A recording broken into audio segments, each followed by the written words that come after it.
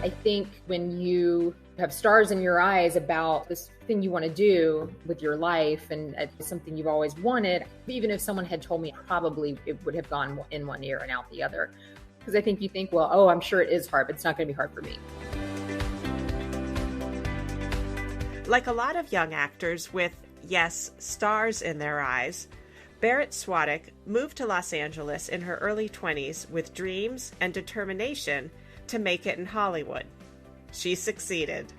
She's been in more TV shows and movies than I can list here, but they include Seventh Heaven, Awkward, American Housewife, and Yellowstone. I'm Elizabeth Pearson Garr, and in this episode, Barret shares what it's like to be a Hollywood actor. Hi, Barret. Thank you so much for coming on my podcast. I really appreciate it. Thanks for having me. When I started this, I really was inspired by trying to get behind the scenes stories of people who do really interesting and unique things. And I thought, well, today I really am going truly behind the scenes, literally, with an actor. So thanks for doing that. Oh, yeah. I'm curious, I feel like the entertainment industry is so notorious for being a really tough business. People here no generally a lot more than they hear yes. And were you ever reluctant to kind of jump in to the industry, or were you just so passionate that you thought, I got to give it a shot? Well, I didn't know how tough it was. So I wasn't reluctant because I had no idea how tough it was. So I did just sort of jump. Yeah, I definitely jumped right in. And then I had like a very, rude awakening of what it's like. I didn't know anyone in this business, so I didn't have anyone to tell me that it was hard prior to moving to LA. I didn't know anyone in New York, in the theater world. I didn't know anyone in TV and film. I think if I had, someone would have told me that and maybe warned me about it. But maybe that was good.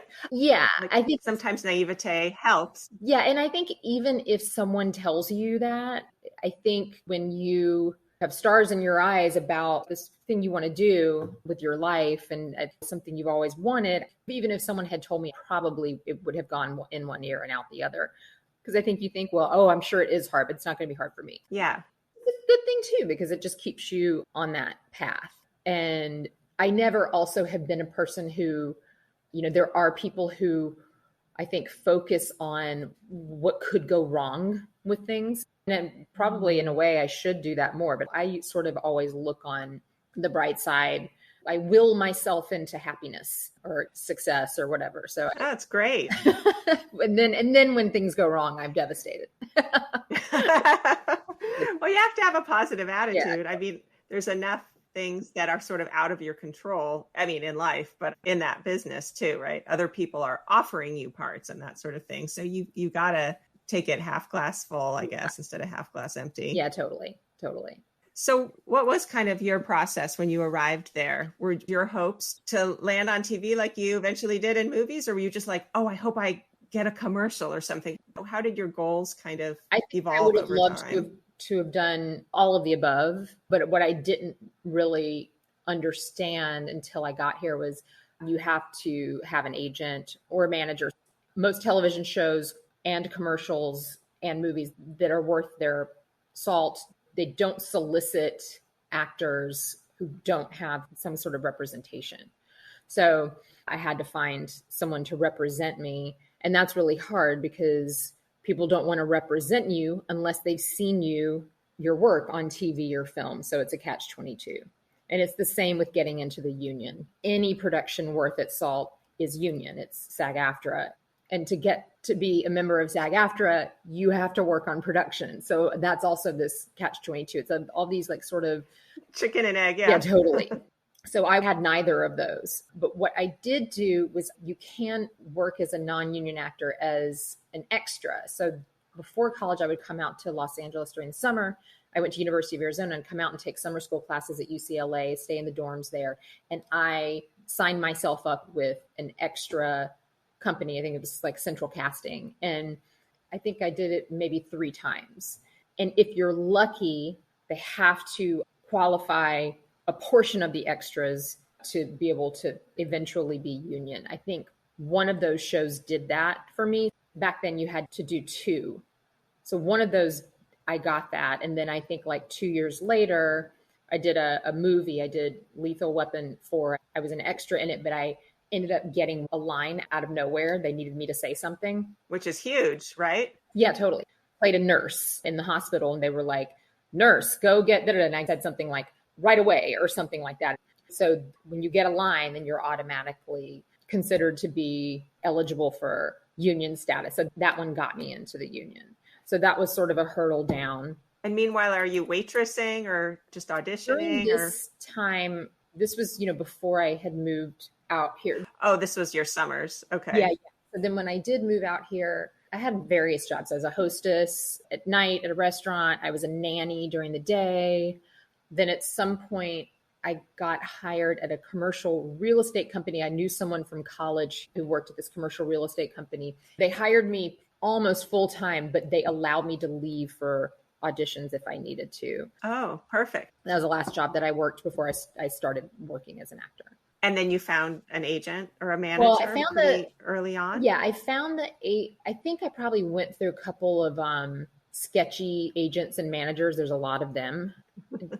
They weren't really very good. I don't think they had like great clients, and they didn't really have connections to good productions, but they sent me out on kind of some random auditions, commercials, and like weird infomercials and stuff like that. But it was at least experience.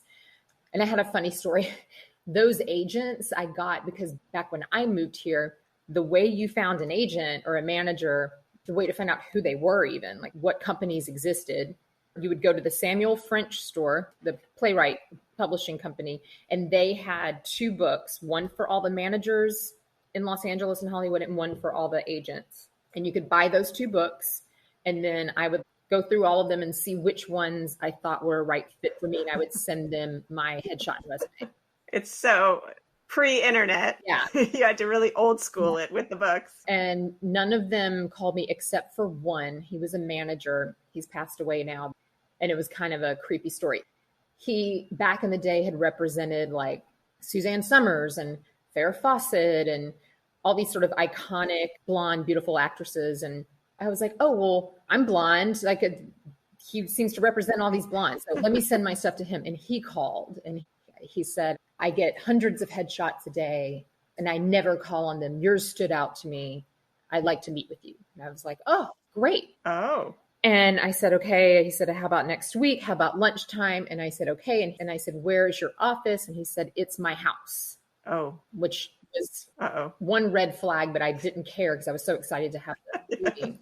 And then I'm like, okay, it's at your house. Okay. And I'm writing down the address of his house. And then I said, is there anything else I should bring besides a headshot and resume? And he said, yeah, since it's lunch, why don't you bring me a turkey sandwich and a Diet Coke? I was like, okay, turkey sandwich. Bring me lunch. Diet Coke. What would you like on the sandwich? He's like, mayonnaise. And you're a waitress. Yeah. And so I called my parents to let them know that I was so excited that I got this meeting. And then I told them, my dad was on the phone, that I was meeting him at his house and he wanted me to bring him a sandwich. And my dad was like, you call him back and tell him you are not going to meet him at his house. You can meet him in public somewhere. Do not go to his house. So I called and he didn't answer and I left a voicemail and he never returned the call. So that meeting never happened. Wow. But that was the only agent or manager that responded to any of my headshot submissions. Well, you dodged that bullet and you saved money on that turkey sandwich. Yeah. So I ended up getting a great agent. It took a few years. I was in an acting class, still exists today, this guy, Andrew McGarrian, and he taught a lot of young actors. I sort of worked my way up to the advanced class, and in that class was Jennifer Love Hewitt and Freddie Prinze Jr. and this guy, Eric Balfour, who I just was watching that series, The Offer, about the making of The Godfather. And all of a sudden I'm like, oh my God, there's Eric Balfour. I haven't seen him in 20 years. And I was in that class and a guy came to watch some of the scene studies. He was an assistant at an agency at the time called Writers and Artists. They don't exist anymore. And he was like, you're really funny. I think you're really good. I'm an assistant at an agency. Would you be open to me, like on the side, submitting you for auditions? We're not signing you, representing you, and I'm not even really supposed to do it. And I said, sure. So he submitted me on a handful of auditions. And one of them was this show, Seventh Heaven. And it was for one episode guest star. And I got it. And then they liked the character so much that they signed me on to be a regular recurring character. I did 3 seasons of that. And so then I got signed by his agency. Mm-hmm. Yeah. Wow. It's kind of a classic example of not just being in the right place at the right time, but seizing the opportunity when it's presented. You were ready. You'd gotten yourself prepared.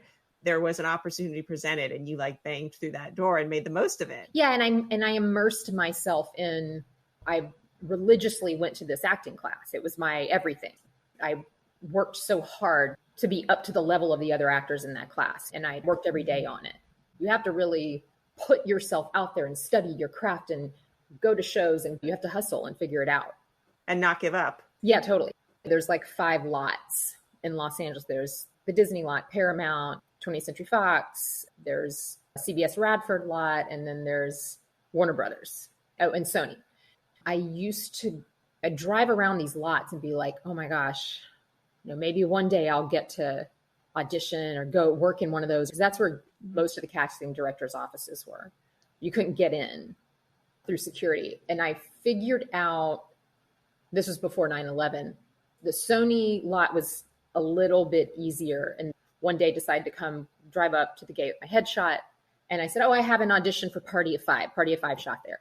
And they were like, what's your name? And I said, it's Barret Swatek. And he obviously just pretended to look at a list. And he's like, yeah, go on in, to park in this structure. So I would just go in and walk around the Sony lot just to be like, wow, soak it in. Yeah. I'd go to the commissary and sit and eat lunch there. I'd walk by the Party of Five casting office and just like see if anything was going on. But nothing happened. Nothing. It's almost like a living vision board or something. Totally. Like you had it out there and you were kind of working towards it. Yeah, exactly. So then when you got on the set of Seventh Heaven, what did it feel like? Was it kind of what you had hoped it would be and what you had dreamed? Mm-hmm. And it was nerve-wracking. And I look back at those episodes. Well, I haven't watched them in forever, but when I have seen like a clip or two from that, and that was a long time ago, I'm like, oh, I kind of cringe at my acting. But I also was like I was really green. But they liked it. Yeah, they must have liked it. They kept you for 3 seasons. That's excellent. Yeah.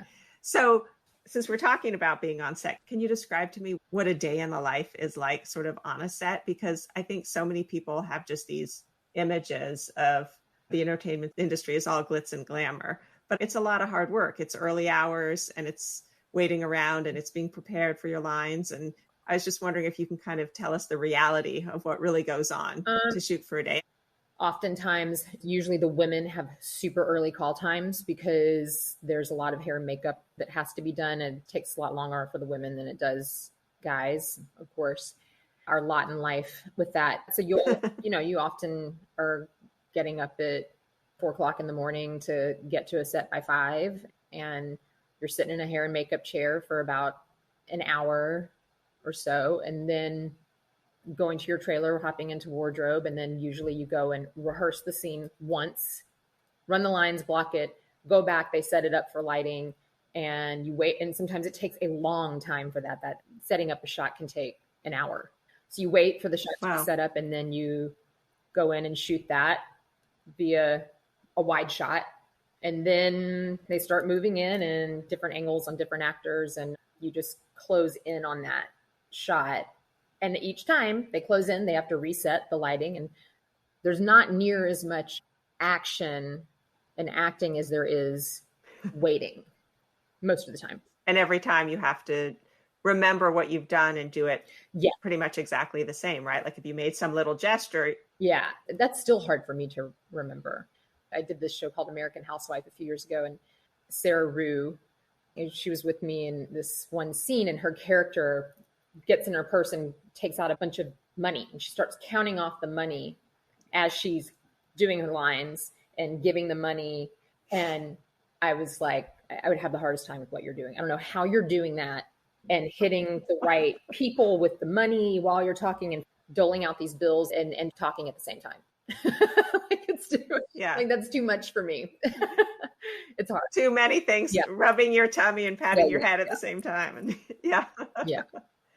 So obviously you've learned all your lines, prepared yourself beforehand, but do you find that sometimes you're there on set and does everything get completely changed, Mhm. whether it's because of your scene partner or the director, or you just are feeling a different vibe or a different chemistry Yeah. in the moment? Mm-hmm. Yeah, it can change on a dime, and you have to be prepared for that, and you have to be open to it and malleable. And I think a good director and producer, when they cast you, often in an audition, they'll ask you, okay, let's do it again, but here's a couple notes, and they want to see that you can take those notes and you can change direction on a dime. I think that's important. Sometimes there's actors who have a hard time with that, especially if you've really researched a role and you've worked on it and you've worked on it, and you come in and you have your idea of what it's going to be. Sometimes it's really hard to let that go and do something else because it's in you already. Yeah. Yeah. But it really is one of those mediums that requires just so many people. You, the actors, are the face of it, but there's obviously the directors and the producers back there, the writers who I've heard, often writing, feeding in different lines, sometimes right in the middle. Of course, there's all the tech people and the lighting people. I mean, it takes a real community of people to make that whole thing run well. Yeah. So you have to be a good team player. Yeah, you do. You do. And sets can be very different. I feel like comedies, which is mostly what I do, those sets are more, in my opinion, more fun. They're more light. When you're doing something really heavy and dark, it's kind of hard to shake that heaviness in between takes. Comedies are fun. I feel like there's a more playful energy on a comedy set. Also, if it's a series you've done for a long time, everyone's very familiar with everybody. They've been working with these actors and this crew for, you're on your 5th season, so your 5th year, and it's like a family. And those kind of sets are fun. Yeah. Whereas I think a lot of times you do your work and you'll go in your trailer in between and read or work on your lines for the next scene, or you might be, working on, you've got some other job coming up, or you just want your alone time. I feel like the shows I've worked on where everyone is very familiar with each other and it's like family, you don't find yourself going to your trailer in between. You find yourself kind of just hanging out with everybody because it's fun. That's probably like American Housewife, how that was. Yeah, awkward for you guys. Much like that, the TV show I did. Yeah, that's unusual that everyone enjoys each other so much and very close, and that takes time and it takes a certain thing. It doesn't happen always. It must be challenging to be a guest star on a show, because it's almost like coming to be a guest in someone's house or something. Totally. You don't really know all those little intricacies. Yeah, that's very hard. But actors who have been there all along, they can be really gracious and lovely and welcoming, and that makes you feel really good. I'll never forget, I just did a one-off guest spot on this show called Guys with Kids, and Jamie Lynn Sigler, who was the daughter, she was Tony's. Oh yeah, from The Sopranos. She was on the show, and I came in, I was in hair and makeup, and she was beside me, and I'm like, oh, hi, I'm Barret. And she's like, hi. And she goes, oh my gosh, are you on Awkward? Do you play Allie on Awkward? And I said, yeah. And she goes, I'm so excited. I love that show. I love your character. I'm totally, I love it. I'm so happy. I'm so excited. We're working together. I didn't realize until you just sat down that that's who you were. And it just made it the best experience. She made me feel so comfortable and good. And she made me feel special, which was nice. So speaking of that character, she's pretty over the top at times. And did you feel like people would start to stereotype you? Either general people on the street think that you were like your characters, or if for future casting that people think because you've played a certain type of character that, oh, that's just who you are. Like you're, not just a comedic actor, but this type of person. Yeah. These are the types of roles you will play in the future. Yes, they do that. That's a thing that happens. And I think it happens with every actor who gets kind of typecast. Yes, exactly. Yeah. It must be a little bit frustrating because part of being an actor is you can do so many things. I know. That's part of it. You're a chameleon. You can do a lot, but just because you've succeeded in one thing, people see you that way. Yeah. Yeah. Or like Awkward was a very broad or over the top comedy. And you take a show like Parks and Rec or The Office, it's very, very grounded comedy. They even think, oh, well, that actor can only do big, broad comedy. They can't do grounded comedy. They will write you off as you can only do this. So once you started to get success, what was the process of kind of getting parts? So you had this agent who was not a sketchy agent, and would he or she then, how does it work? Do they send you offers and then you go through them and say, yeah, this is something I'm interested in? You go on auditions? It used to only be auditions. I mean, in the beginning, I didn't really get offers. So it would just be like, hey, you have, they submit you. There's something called the breakdowns. The breakdowns come out every day. Casting directors put out what roles they're casting for, and then agents submit you. I don't even think they used to do it via a website. They'd have a messenger service send over all the headshots and resumes of their clients that they think would be good for a role. And then the casting goes through them. But now they do it obviously all online. And they go through and look. That was what they would do then. And then they say, of your list of clients that you submitted, I want Barret Swatek, Nikki DeLoach, and Desi Leidick to come in to read for the role of Jane on whatever the show is or movie. Mm-hmm. So yeah, they send you on audition. So that would be like the first audition, and then they narrow it down, and then there's callback and they narrow it down. And then you get to a place where casting knows you very well. They've cast you for other shows, and you kind of skip over all of that, and they call in for you. We'd like Barret Swatek to come in and read for this role. You don't have to first steps. You go straight to the producers. You skip over like the first few calls, and then you're kind of in there with all the people who are making the big decisions, and then they'll see you. And then there'll probably be another couple of callbacks or sessions after that. So it's so many layers. Yeah, lots of layers. And then now I would say I was very lucky in that role on Awkward was an offer. I didn't have to audition for it because I had worked with the creator before.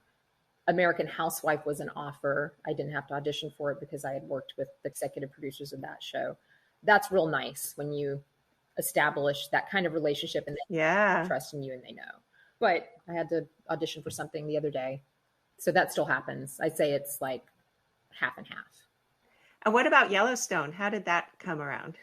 And can you talk about working on that? Yeah.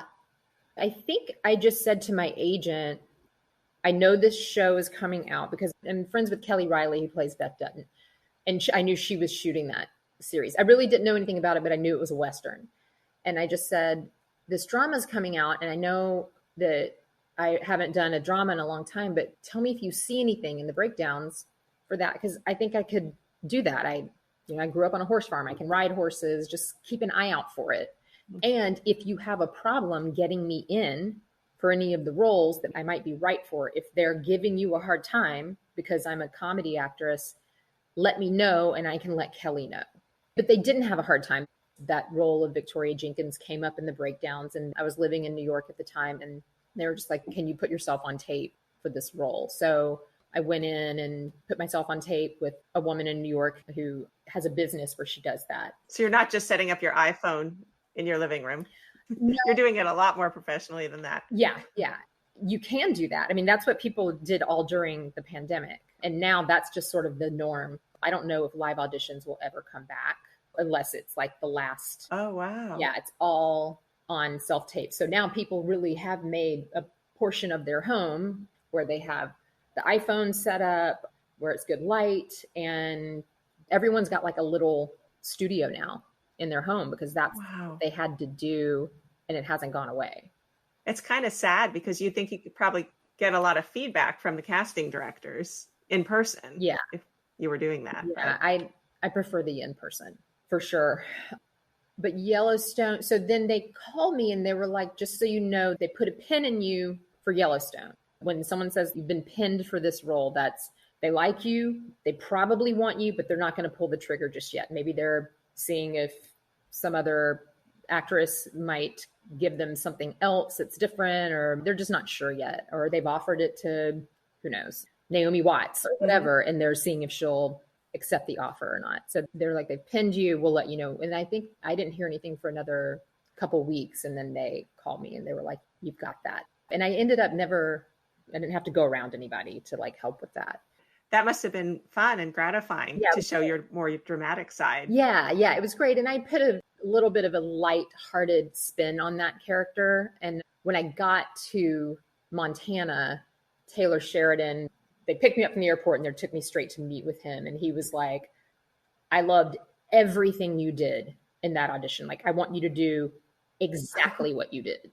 Amazing. You had fun with it, because I think that character could have easily been played as like a hardcore bitch, like a wealthy, rich woman who's kind of a snot and closed-minded. And I chose to see her more as someone who's wealthy and suffering and really just wants to like let loose and have fun. And that's her objective, and make friends and break out of that. Is it challenging sometimes, though, to try to figure out what angle to come at a character with? Because you don't have the whole script or the whole backstory. You're obviously having to create this for yourself. And so it's awesome when something like that, you nailed that on the head, exactly what he was looking for. But I wonder if there are other times, you've given it a lot of thought and you think this is who she is. And then they're like, she was actually, that's not what we wanted. 90 degrees different from that. How are you supposed to know? You didn't have 10 scripts to read. And that's the hard thing about not being live in the room with these people anymore, because they could just say, actually, can we run that again? Really, she's this, this, and this. And can we run it again with that in mind? But when you're just sending a tape in, you don't have that option, and that's hard. Because you could pivot. I'm sure people could take notes. Yeah. Like you said, you have to be able to be directable. Yeah. You could do that in the audition if it were live. Yeah. I had an audition the other day, a taped audition, and it was like, this character is a Christian, judgmental teacher. She's very attractive. She's very, very Christian, but has a trashy edge. And I was like, okay. And then there was like a note, and it said, actors, do not use a Southern accent. This character is not from the South. But the sayings she would use were sayings you would use in the South. So I could see probably why they were probably seeing actors and they were doing it with a Southern accent, because that's what it seemed like. So it was a very hard. I'm like, oh my gosh, how do I? Okay, she's not Southern, but she's saying things like "Lord have mercy," which is what a Southern person would say. Yeah. And she, bless your heart, trashy, but she's super Christian. It was very hard to figure it out. Is that part of the fun, though? That's so creative to just let your mind go and to have to really get in there. At first, it was frustrating. My friend, she's an actress as well, and she helps me. She'll read the other roles. She's like, oh, I can't figure this out. And then we kind of played with it, and then we kind of together found a through line as to how it could maybe work. And who knows? I don't know if it did or didn't.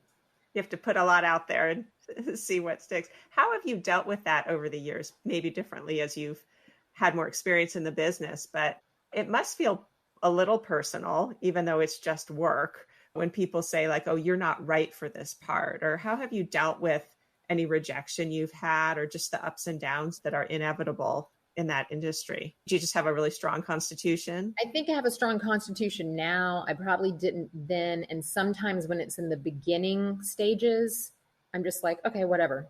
That had nothing to do with me. I know I'm good.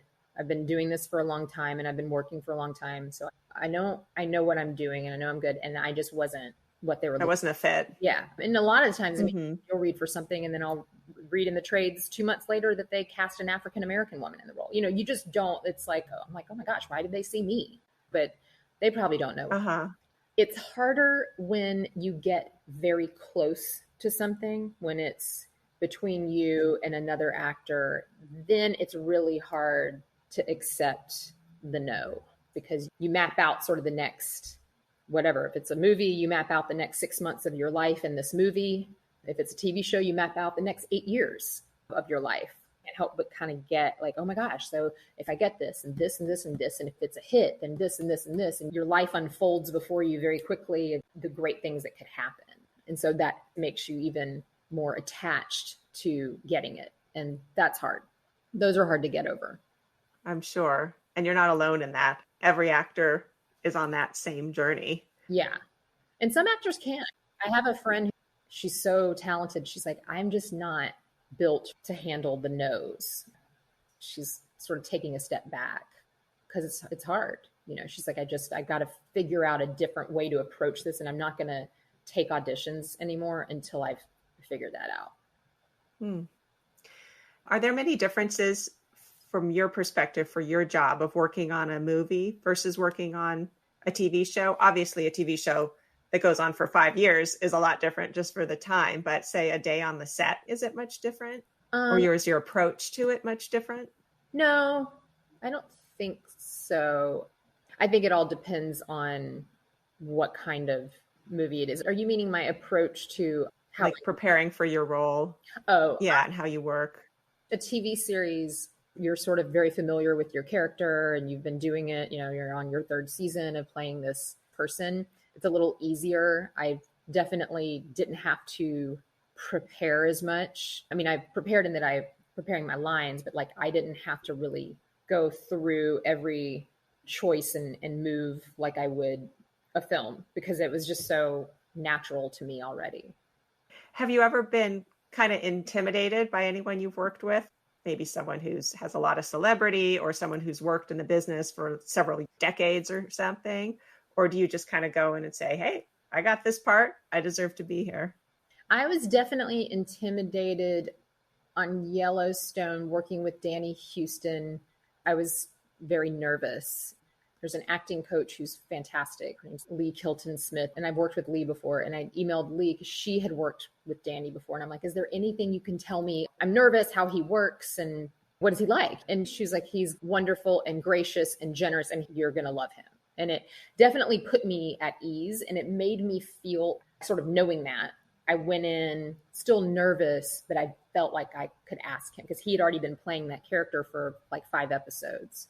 So I said, okay, I'm your wife. Tell me, have you made up in your mind how we met, how long we've been married? I asked him, Yeah. how long we've been together? Where did we meet? Oh, that's great. What made you fall in love with Victoria? And he loved it. He loved that I was asking those questions. And he was very generous with, yeah, okay, well, here's what I think. And that was so helpful. And it made me feel incredibly comfortable with him and how to approach that character and our relationship on screen. You kind of had your mutual backstory then together. And by the way, there are actors also who could have been like, no, I haven't. And I actually am so focused right now on this and we'll figure it out when they call action. He also could have said that and it wouldn't have been wrong of him too, but he was game to play. That was great. I was listening to a podcast recently with some actors, and it's amazing how different people work. Some people really, like you were just mentioning, seem like they just come into the scene at action and want to make it all happen. And some people want weeks of preparation. And if they can have tons of rehearsals, they want that. But everyone's on the cast might have a different approach too. So you really have to be flexible on how you work and how you will be in that scene, it sounds like. In television, there's hardly any rehearsal. The writer of it, the creator of the show, is really the top dog or the showrunners. And then in movies, it's the director, not the writer, calls the shots. Have you ever wanted to direct? I think aspirationally that sounds like I would love to, but I would never just be like, okay, now I want to direct. I would go and I would start shadowing directors and DPs, directors of photography, before I would ever try to undertake that. That would be the responsible thing to do. Maybe one day. There definitely is a need for female directors out there right now. Yes, there sure is. There has been for a while and Yeah. continues to be. Is there something about the business that you feel like people would be surprised by who aren't in it? I think people would be surprised if they went to a set and saw how many people it takes to shoot a scene between two people, a 2-minute scene. Hundreds. It takes hundreds of people. And I think that's surprising. I feel like when my parents have come to visit me on set, they're always like, oh my gosh, look at all these people. It's just a team from the lighting to set designers to extras to ADs to teamsters. It's hundreds of people to put on something. Is that kind of your happy place to be on a set? When you walk on, do you just feel kind of like, oh, this is it? There's creative energy here. Yeah. This is just where I love to be. Yeah, it feels good. Does that still happen for you, or is it kind of so old school at this point? No, it feels You're great. so used to it. Even getting up at 4 o'clock in the morning and driving to work in the dark, it can get old, but it's still, there's something sort of very exhilarating about that. Knowing like, oh, I'm going to get there. It's dark and get my coffee. And then you watch the sun come up and you start shooting. For me, it's a fun reason for getting up at the crack of dawn. How do you feel about watching your things after it's all put together? Like, would you sit down with some of your castmates from American Housewife or something and watch an episode ever? Or we did for Awkward. We did it a lot. We would get together and watch shows. And then I know people who don't do that. I loved watching that. That was fun to watch. I didn't really find myself picking apart things. There's been other times where I'll watch and I'll pick apart, but unfortunately, I mean, I'll be honest, for women, I pick apart more my appearance than I do necessarily my acting. It's just a thing. Yeah. It's just a part about being a woman. Yeah. Has that been a hard thing about being in the industry? Do you feel like because you get judged for your looks? I mean, that is part of it.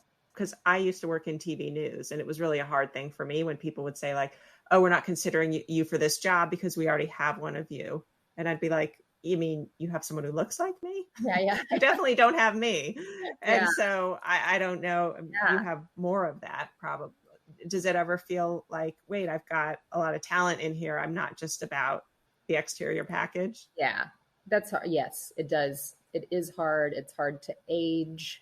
I put pressure on myself to definitely look, as young as I possibly can and as great as I possibly can and in shape. And that's just part of it, I think. What would you tell at this point, 20-year-old Barret? Would you encourage her, or would you have like words of wisdom?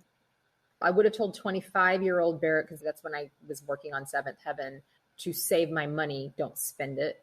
Mm-hmm. I didn't have anyone, there's no one in my life and my family.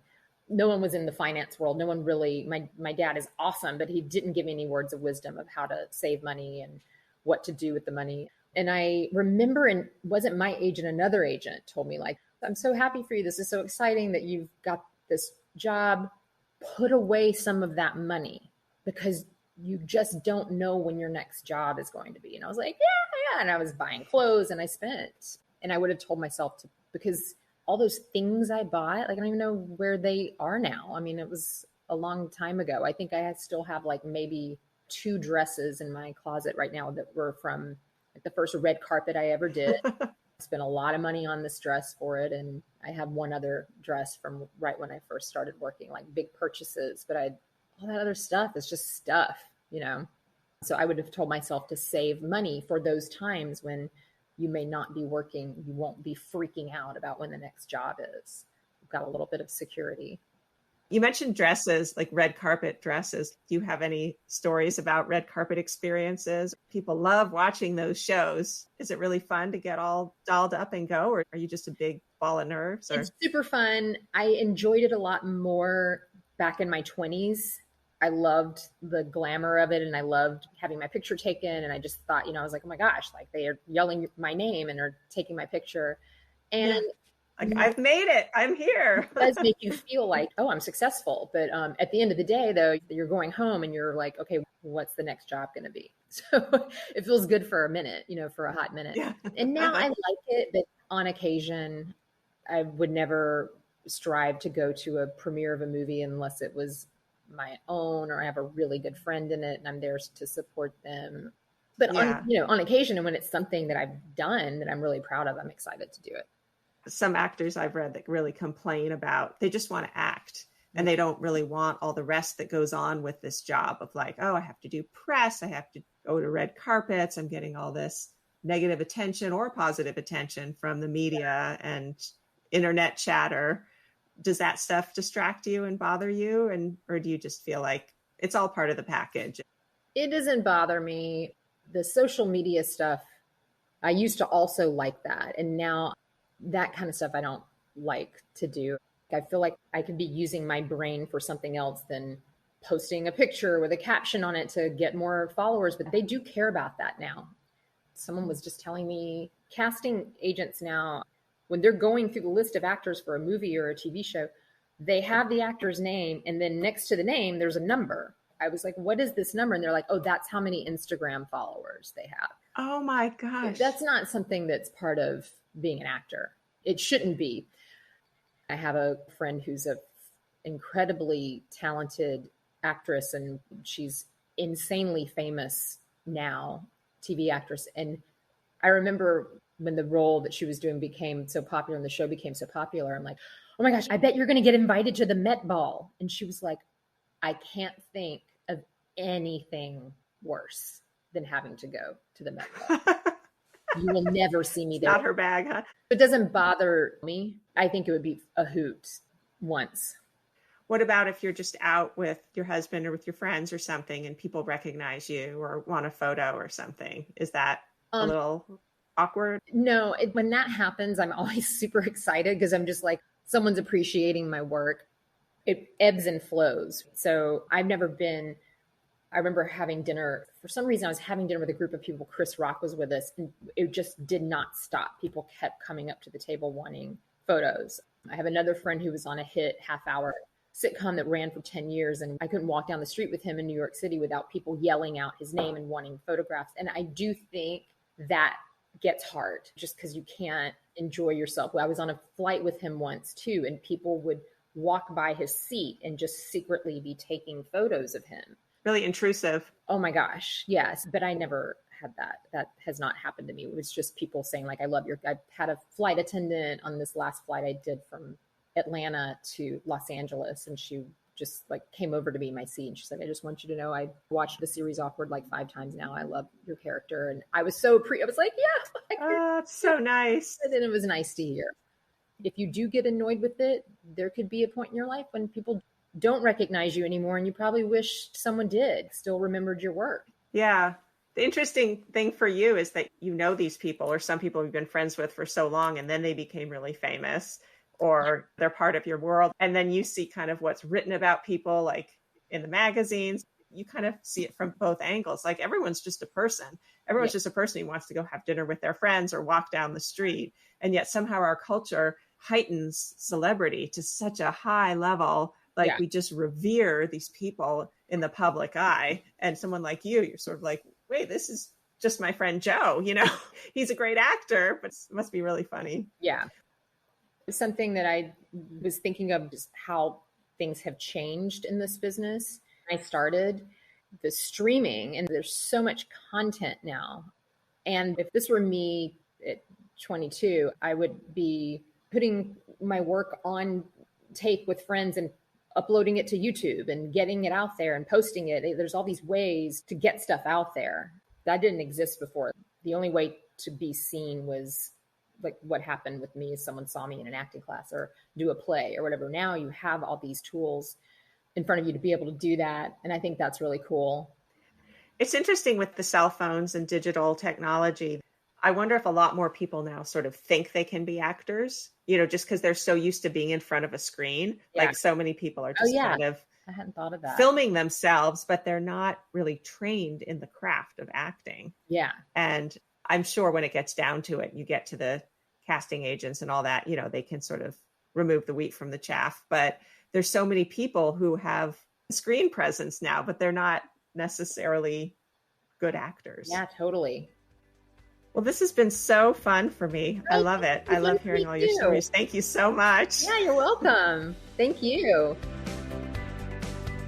If you've listened to a lot of episodes of this podcast, you may know a recurring theme with me. I'm inspired by people who follow their dreams and push forward to make them happen. I had so much fun talking with Barret. Here are some of my takeaways from our conversation. Number 1. Sometimes it may be better to go after something without being fully informed. If you really want something, you'll go for it regardless of the hurdles in front of you. 2. Never take a lunch meeting at someone's house, especially if they ask you to bring lunch. 3. Be ready. When opportunities are presented to you, bang through those doors, fully prepared. 4. Be gracious and welcoming to newcomers at your workplace, at your school, in your neighborhood, or on your TV series if you have one. A little kindness goes a long way. 5. If you're making money, don't spend it all on frivolous things. Remember the old adage about saving for a rainy day?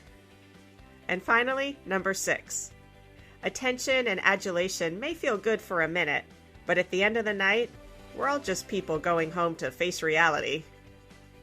My huge thanks to Barret Swatek for taking the time to share her stories with me. If you'd like to learn more about Barret and her work, check out the show notes for this episode on our website, whatitsliketo.net. You can also find all of our past episodes there. If you want to hear more about Hollywood, check out episode 3, What It's Like to Attend the Academy Awards with Amanda Doctor, the wife of Pixar's Pete Docter. Or episode 7, when John Malone shared what it's like to be a voice actor. If you're not yet following us on social media, please do. And please tell a few friends about this podcast too. I'm Elizabeth Pearson Garr. Thanks for being curious about what it's like.